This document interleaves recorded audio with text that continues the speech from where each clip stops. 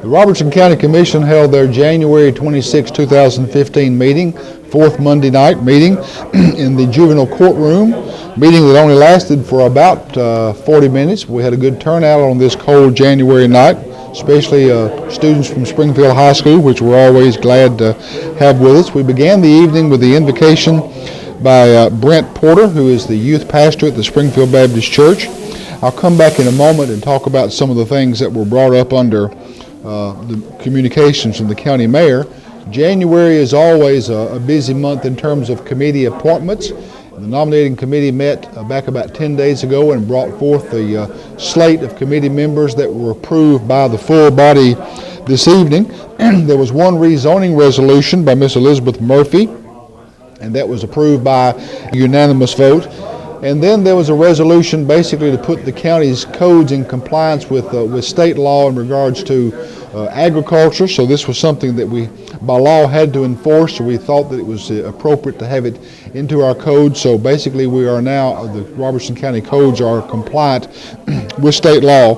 Then under new resolutions, the first one was something that has been talked about and discussed and debated for quite a long time in Robertson County, and that is the adequate facilities tax. Back almost 20 years ago now, Robertson County imposed a fee on construction when someone built a home or built a business or expanded either one of those, to basically help offset the infrastructure cost, especially schools, but other costs as well.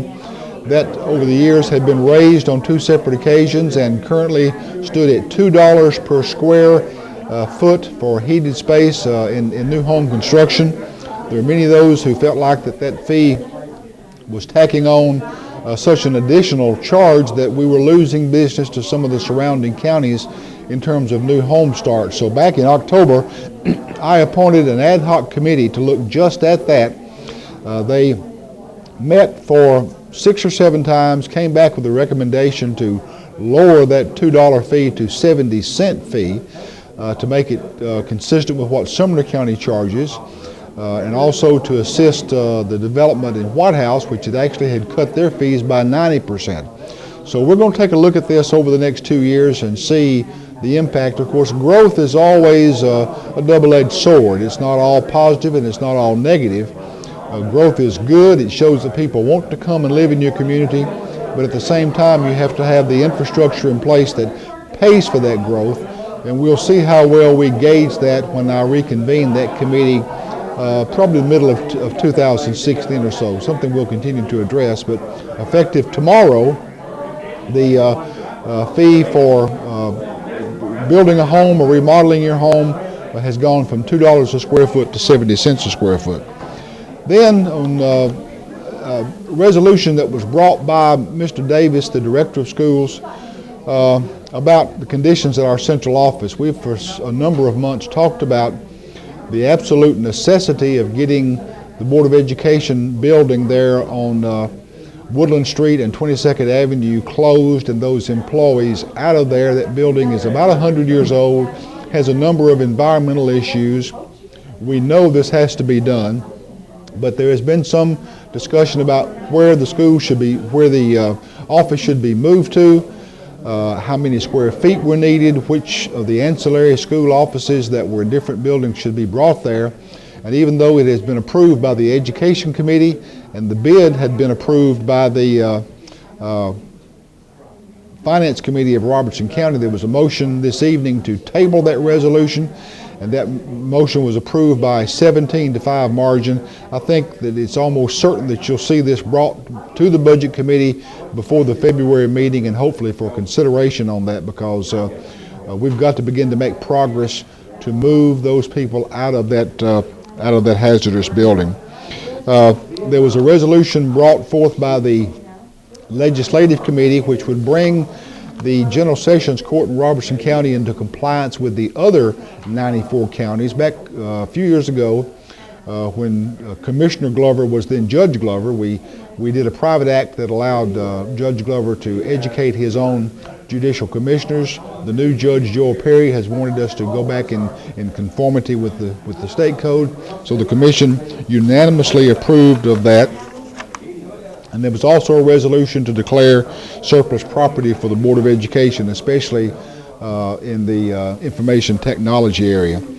Under communications, I was required by the State Comptroller's Office to go back and review the fact that Robertson County on December 30th refunded about $2.5 million worth of bonds.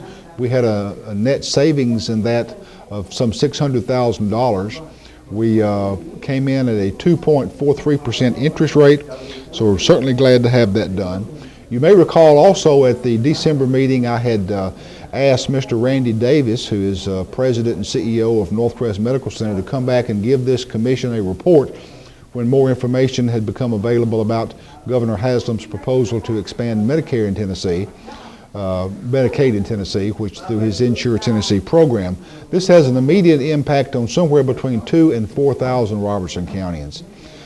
This could be a major step forward for our community in terms of the availability of health insurance or the hospital's ability to not have to take on more amounts of bad debt.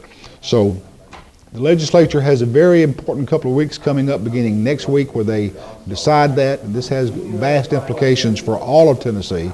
Currently, with Tennessee not part of the system, the dollars that would be coming here are going to places like Kentucky and Connecticut and California and other places that have approved it. Hopefully this will be a step toward getting us into compliance there.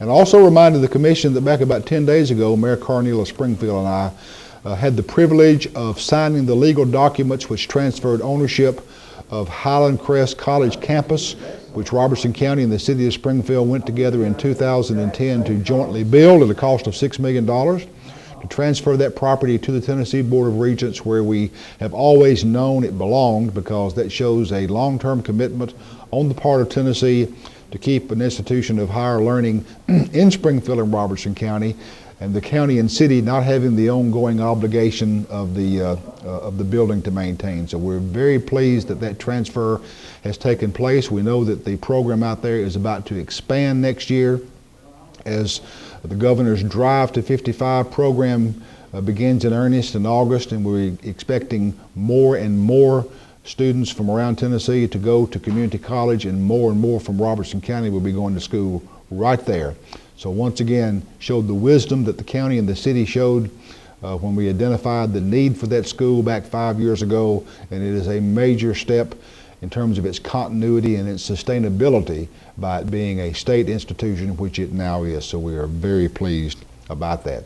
And I'll take this opportunity to say thank you for joining the Robertson County Commission for their January meeting. Remind you that the February meeting will also be held here in the juvenile courtroom on the fourth Monday night. After we get past February, then we'll be back to our regular third Monday night status. And as we move into the spring, we begin to think about budgets for the next fiscal year. You never really stop thinking about budgets, but we'll be working in earnest about that, and there'll be more interest and anticipation, especially as we come back to you, hopefully in February, with a decision about the school central office. So once again, join us when you can. When you can't, hope that you'll join us here on Cable TV 3.